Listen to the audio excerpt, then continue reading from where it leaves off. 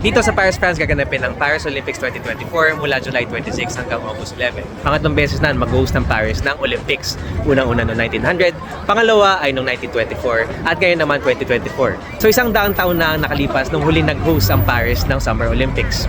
Nag-host na rin ng 3 Winter Olympics ang France. Hindi lahat ng kalye ay puno ng mga posters or banners para sa Olympics. Pero pag napunta ka sa mga major landmarks nila, kamukha nga nito sa Arc de Triomphe, may kita mo ang logo ng Paralympics.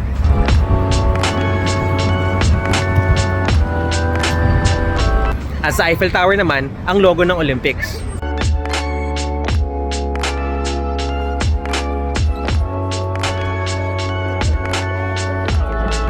Bago ang taon na ito, London ang may pinakamaraming beses na nakapag-host na ng games, na ngayon ay matatapatan na ng Paris.